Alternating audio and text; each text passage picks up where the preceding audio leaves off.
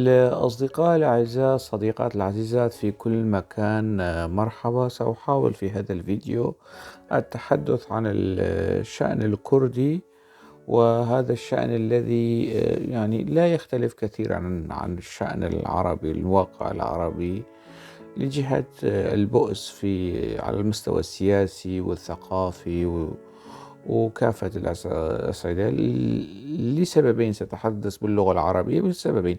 هذا السبب الأول أنه الكرد في سوريا يعني يتقنون اللغة الكردية والعربية، وإلى حد ما الكرد في العراق. والذي لا يتقن هذه اللغة يفهم ما يجري. أما هذا من جهة. من جهة أخرى، الأوساط المتابعة للشأن الكردي، سواء صحفيين، كتاب أو مراكز أبحاث، يعرفوا ما هو حاصل في الواقع الكردي من انحدار وبؤس نتيجة السياسات الخاطئة والكارثية والممارسات الكارثية التي يمارسها حزب العمال الكردستاني بزعامة جميل بايك في جبال قنديل، وبزعامة الشكلية لعبد الله أوجلان في سجن جزيرة إمرالي التركية. لكل دولة أو لكل منظمة أو حركة سياسية رمز، ربما هذا الرمز يتغير يتبدل. حزب العمال الكردستاني منذ النشأة عام 1978 وحتى يومنا هذا ومن أكثر الأحزاب في العالم، يعني حطم سجل جينيس للأرقام القياسية فيما يتعلق بتغيير الرموز الحزبية والأعلام والشعارات السياسية الحزبية. حزب العمال الكردستاني بدأ من شعار تحرير وتوحيد كردستان، تراجع إلى الحكم الذاتي، فيما بعد إلى الأمة الديمقراطية والدولة الديمقراطية داخل تركيا، داخل سوريا، داخل البلدان. ولم يكتفي بهذا الطرح، صار يسفه ويتفه ويشيطن المطالب القومية، وهو يفترض محسوب على الأحزاب القومية الكردية. يعني أحيانا أرى في بعض القراءات الصحفية أو التحليلات السياسية ما يشير إلى يعني حزب العمال الكردستاني على أنه حزب قومي. طبعا هذه تهمة، يعني حزب العمال الكردستاني بريء منها. بعض السذج ويقول طيب إذا هو ليس حزبا قوميا وليس لديه مشاريع وطروحات قومية، فلماذا السلطات التركية تحارب؟ السلطات التركية لا تحارب هذا الحزب، تستخدم هذا الحزب كحجة، كدريئة، كمبرر وذريعة لاستهداف المشاريع القومية الكردية واستهداف إنجازات ومكتسبات الكرد، ليس فقط في كردستان العراق أو في كردستان سوريا، حتى في الأرجنتين. ذهنية الدولة التركية معروف. يعني الدولة التركية في يوم من الأيام اعترضت على نصف ساعة بث باللغة الكردية في مصر سنة 1956-57. يعني قدمت اعتراضا اعتراضا شفهيا أيضا وليس خطيا لجمال عبد الناصر، الزعيم المصري الراحل وقت ذاك، وطلبت إغلاق والإذاعة الكردية. فترة البث الكردي هي تهدد أمن واستقرار تركيا، وتحرض على الانفصال. طبعا جمال عبد الناصر وقتها كان في صراع مع النظام الملكي في الحاكم في العراق بزعامة نوري السعيد وحلف بغداد والأمور هي، فأفسح المجال أمام البث الكردي كنوع من يعني في هذا السياق، في هذا الإطار، وهذا موضوع آخر.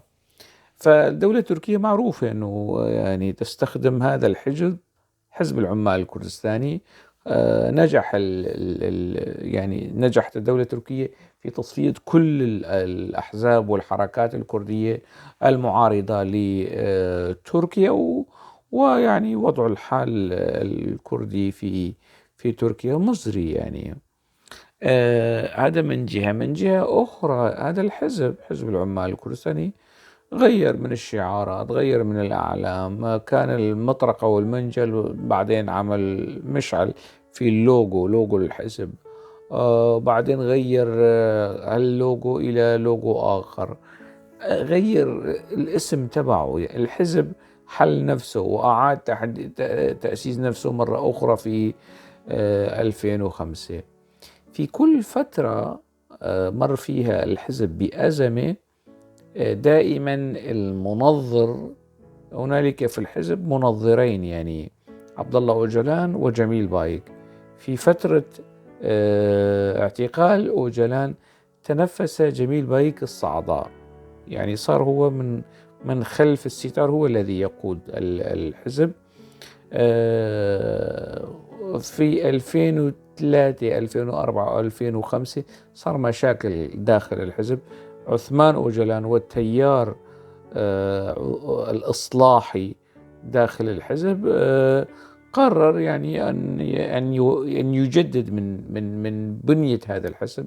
اعترض. طبعا هذا سيكون على حساب تيار جميل بايك.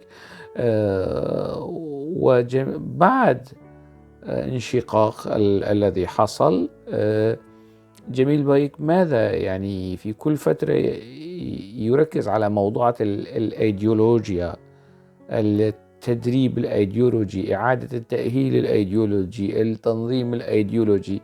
في كل فترة يركز على هذه الموضوع، و يعني يتخذ مجموعة من القرارات والتعميمات تعمم كل العناصر المشكوك في ولائها للحزب، يتم إما إبعادها أو تصفيتها. طبعا في هذه الفترة، فترة ما بعد 2005، جرى تصفية المئات من مختلف المستويات من الكوادر القيادية، سواء في كردستان العراق أو في سوريا أو في أماكن شتى. يعني ينبغي أن لا ننسى أبدا يعني جريمة تصفية كمال شاهين من قرية حج خليل. رفاقه تناسوا يعني، ويعني استثمروا دمه. إلى الآن الذين زعموا أنه هن رفاق كمال شاهين وانشقوا عن حزب الاتحاد الديمقراطي عادوا لأحضان هذا الحزب وتناسوا شيء اسمه كمال شاهين، وأنه هذا الشخص هذا يلزمه فيديو خاص. يعني سأتحدث عن هذا المناضل الكردي الشهيد الكردي في فيديو خاص أتحدث فيه. رفاقه تركوه يعني وتاجروا به. التصفيات يعني شملت قطاعات واسعة: تشكدار، عفرين،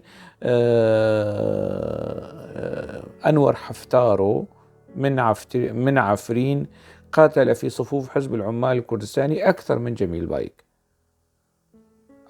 وقاتل في صفوف هذا الحزب أكثر من دوران كالكان، وأكثر من رضا ألطن، ومن صبري أوك، ومن مصطفى قرص. لكن الحزب اتخذ قرار التصفية وقام بتصفية الحزب.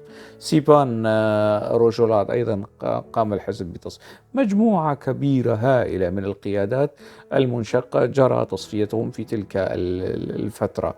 فيما بعد أيضا يعني ركز جميل بايك على مسألة التنظيم والالتزام العقائدي الأيديولوجي. في السنوات الأخيرة أيضا ما بعد 2011 عند سيطرة الحزب على المناطق الكردية السورية، يعني تم استحداث. طبعا أؤكد على هذه المسألة، أنا ما زلت وسأبقى أرى بعين الشك، أنظر بعين الشك والريبة لحادثة استشهاد رستم جودي. لا يمكنني أن أصدق أن النظام التركي استهدف قياديا بارزا مهما في حزب العمال الكردستاني ولم يعلن عن ذلك. النظام التركي يعلن عن استهدافاته، يعلن أنه استهدف القيادي الفلاني، الشخصية الفلانية، يعلن، وهي حرب يعني في وسائل الإعلام التركية. أما أو حتى مصدر مقرب من الجيش التركي يعلن أنه استهدف رستم جودي، لكن لا يوجد. إذا أجريتم عملية بحث في البيانات، في التصريحات ما يتعلق برستم جودي، أنا أجريت ويعني لم أرى. ففي تلك الفترة أيضا جرى يعني كتوطئة مجموعة من الاغتيالات. في الفترة الأخيرة أيضا يعني جرى يعني من 2017 2018 وحتى في فترة قريبة يعني حتى آخر شخص فرهاد ديرك الذي أعلن الحزب عنه أنه استهدف بمسيرة، تم استهدافه بمسيرة تركية، أيضا مشكوك في مسألة تصفيته واغتياله. يعني المسيرات التركية بس بتعرف القيادات الكردية أو قيادات معينة أو قيادات من الصف الثاني أو الثالث أو الرابع. أما القيادات الكبرى جميل بايك لم نسمع أنه مسيرة تركية استهدفته، وهو يتحرك يعني إلى السليمانية، إلى دمشق، يعود. وحركة أو تحركات جميل بايك يستحيل أن يعني تكون غامضة أو في مناطق عمياء يعني لا تطالها الاستخبارات التركية. دورانكل كان نفس الأمر، رضا ألطون نفس القصة، مصطفى قرسو أيضا. يعني هذه قصة المسيرات التركية قصة فاشلة، بمعنى جرى يعني تصفيات كثيرة في الآونة الأخيرة. جوان إبراهيم، دوزدار حمو، فرهاد ديرك، وأي شخص يعني يتم الشك إذا زهاد كوباني شوي هيك تحرك أو أبدأ مواقف ناقدة سيتم وهو يعلم ذلك. يعني في واحد تاني كمان إسماعيل ديرك نفس القصة. كثيرون يعني من آل دار خليل، كل الموجودين حاليا، أي شخص هيك يحاول إبداء يعني نوع من ردة الفعل السلبي تجاه حزب العمال الكردستاني سيصار إلى تصفيته قولا واحدا. فعملية التصفيات في الآونة الأخيرة كمان ازدادت، لكن وهذا صار من عادات وتقاليد الحزب ومعروفة. القضية إنه الحزب، حزب العمال الكردستاني الذي انبهرنا به في فترة الثمانينات والتسعينات وتلك الأغاني الثورية والرومانسية، ويعني قرأنا كتب أوجلان بتلك البراءة، وقرأنا تاريخ حزب العمال الكردستاني وأضفينا على هذا الحزب الكثير من القداسة. أنا على الصعيد الشخصي دخلت في حروب يعني في الإعلام الكردي، في الإعلام العربي، يعني اشتبكت مع نزار آقري في الإعلام الكردي وفي صحيفة الحياة. اشتبكت مع كاميران قرداغي وهو يعني كاتب مهم وباحث وشخصية سياسية مهمة في صحيفة الحياة. اشتبكت مع سامي شورش وهو قيادي ومثقف كردي ووزير سابق كردي عراقي. كل بكر صدقي، الكثير من الكتاب العرب الذين انتقدوا حزب العمال الكردستاني، والكثير من الكتاب الكرد اللي انتقدوا حزب العمال الكردستاني، أنا اشتبكت معهم ورديت عليهم بما لدي وقتها. يعني في ذلك الوقت أنا كنت مؤيد وموالي لهذا الحزب، لكن عندما أرى الآن إن مستوى الحزب يعني انحدر إلى درجة الحضيض وما تحت الحضيض، يعني أن يصبح الحذاء رمز لهذا الحزب، رمز. يعني الحزب الديمقراطي والحزب الجمهوري في أمريكا كل واحد عنده رمز، معروفين الرموز حزب العمال الكردستاني ينبغي الآن أن يضع الحذاء رمزا له وينقل، ويعني لا يخجل. في عناد في الجهالة في هذا الموضوع، بحجة أنه هذا حذاء الشهداء. يعني شو حذاء الشهداء يعني؟ والحذاء، هل البوط العسكري أو الحذاء الرياضي العسكري منتوج تركي، منتوج تركي. في أحد المرات أو في إحدى المرات السلطات التركية أرسلت كمية مهولة، وضمن هذا الحذاء كان في مزروع في أجهزة تتبع أو تنصت لمتابعة المقاتلين وتصفيتهم. كمية كبيرة من المقاتلين تم يعني تصفيتهم نتيجة الشحنة التي أتت من تركيا، وهو منتوج تركي. يعني على أساس أنه حذاء جبلي وحذاء قوي ومقاوم للمقاتلين ومقاوم للأماكن الوعرة وكذا، وصاير هذا البوط العسكري أو الحذاء العسكري رمز لدى حزب العمال الكردستاني. دخل الغناء ودخل الصحافة ودخل، وحزب العمال الكردستاني يعني يدخل هذا الحزاب وصار فلسفة الحذاء. يعني عشاق الحذاء، فلسفة الحذاء أو القندرة أو القندريزم في التجربة مرحلة. الآن حزب العمال الكردستاني في مرحلة القندريزم، في مرحلة الحذاء. يعني ترك يعني ما بعرف إذا هي آخر مرحلة من مراحل الحزب، ما بعرف، لكن هي مرحلة بنشوف الأغاني فيها أحذية، المظاهرات، وهون في البلدان الأوروبية بيعملوا نصب أو كتلة حذاء كبير وعلى الأكتاف وبيمشوا وبيغنوا.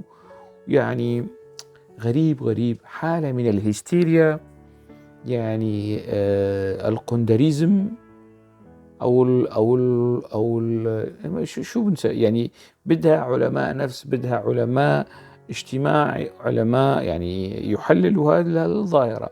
ومع ذلك يعني بنشوف الكثير يعني من داخل هذا الحزب يحاول أن يبرر ويعني يعمل الموضوع على أساس أنه رمز للشهداء وتقدير للشهداء واحترام للشهداء. كلام يعني باطل، وكلام يعني سفيه، وكلام أصلا يقلل من قيمة الشهداء. يعني الشهداء لا مش معروفين بأحذيتهم. الشهداء في كل العالم معروفين بقيم أخرى، بأمور أخرى، بمسائل أخرى، برموز أخرى، مش بالأحذية. يعني الآن حزب العمال الكردستاني وإعلام ومثقفي حزب العمال الكردستاني كل من كان ينتقد الحزب يقول عنه يعني الأكراد الجيدون. الأكراد الجيدون هذا مصطلح تركي طبعا، على أساس أن الأكراد الجيدون هم الأكراد الذين ينتقدون حزب العمال الكردستاني وهم يدعمون السلطات التركية. الآن بالنسبة لحزب العمال الكردستاني، الكردي الجيد أن تكون قندرة جيدة، يعني أن تكون حذاء جيدا. المثقف الجيد هو من يعبد الأحذية، أن يكون حذاء مثقفا، حذاء مثقفا قندرة. طبعا القندرة مش صناعة إيطالية ولا صناعة ألمانية، لا، صناعة تركية، صناعة أبوتشية، قندرة أبوتشية. فكثير من يعني من المتطفلين على السياسة أو الثقافة أو الكتابة صاروا بيدعموا يعني هذا التوجه ومستفيدون من هالسخافة وهالتفاهة وهالانحدار نحو القندريزم. يعني هذا واضح بما يعني لم يعد مجالا أو لم يترك مجالا للشك أنه الآن مراكز البحوث والدراسات الآبوتشية لحزب العمال الكردستاني يعني عم تعمل عصف ذهني لاستنباط وتحليل أهمية الحذاء. هذه المرحلة يعني يمكن الموضوع فاهمين الموضوع غلط، انه حذا يحذو حذاء هيك فنحن نحذو. تحذو حذو من؟ يعني حذو الحذاء، حذو شو؟ بتلاقي الحذاء متسرب إلى الغناء وبيرفعوا الأحذية والحذاء مرفوع على الأكتاف وبيروحوا بيبوسوا هذا الحذاء. شيء وثني، طقس وثني بشع، طقس وثني في منتهى البشاعة، طقس وثني آبوتشي قبيح، خلانا نندم في يوم من الأيام أنه فتحنا الأبواب والقلوب والعقول لهذا التنظيم السياسي الذي جعل من الكرد حملة أحذية وعبدة أحذية ومقدسي أحذية ولاعقي ومقبلي أحذية. قبل فترة شفت أو اليوم شفت أنه القوات الداخلية الإدارة الذاتية في اليوم العالمي لمكافحة المخدرات، الخبر هكذا يعطي أرقام، وسأنشر الرابط الخبر أسفل هذا الفيديو. ألقى على ما يزيد عن 500 شخص. هذا هو الخبر موجود، وسأنشر الرابط أسفل الفيديو. توقيف 570 متورطا، قوى الأمن الداخلي في شمال وشرق سوريا تتلف كميات هائلة من المواد المخدرة. أين؟ في سلطة أماكن سلطة حزب العمال الكردستاني. هذه الكميات المهولة وهذا الرقم المهول، فأنتوا 7 سنوات شو عم تساووا في تلك المنطقة؟ حزب الله 570 شخص، 570 هذا جيش، هذا جيش من البشر. 570 شخص لهم علاقة بالمخدرات. معنى ذلك أنه والأرقام الموجودة في الخبر معناته أنه استشراء المخدرات في تلك المنطقة تجاوز منطقة البقاع اللبناني، تجاوز. عم يعطوا أرقام على أساس في يوم العالمي لمكافحة المخدرات القوات الأمنية الآبوتشية ألقت القبض على هذا الرقم المهول من تجار ومروجي ومختلف المستويات. هذا شيء كارثي. لكن ماذا تقول؟ هم مشغولون بالحذاء.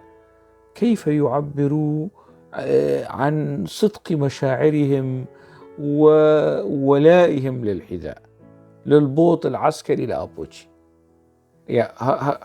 الآن هم مشغولون وجل هاجسهم مركز على هذه النقطة.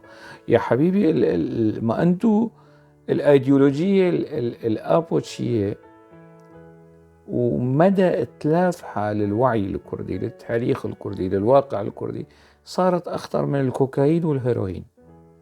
أخطر. ومع وجود هذه الأيديولوجيا وهذه العقيدة القندرية، القندريزم، مع وجود هالكارثة السياسية اللي اسمها حزب العمال الكردستاني، حزب القنادر الكردستاني، وهنالك أيضا مخدرات. طبعا القيادات الفاعلة والأساسية والاستراتيجية في حزب العمال الكردستاني اللي انشقوا عن هذا الحزب يعلمون أنه مناطق سيطرة الحزب في المثلث الحدودي، في مناطق حكاري، شمدنلي، جبال قنديل، في تلك المناطق الحدودية الإيرانية التركية العراقية، في تلك المنطقة بالذات يجري حركة مهمة لتجارة الخمور، المخدرات، التهريب، كل أنواع التهريب. وحزب العمال الكردستاني يسمح بمرور، طبعا يأخذ ضريبة ويسمح بالمرور.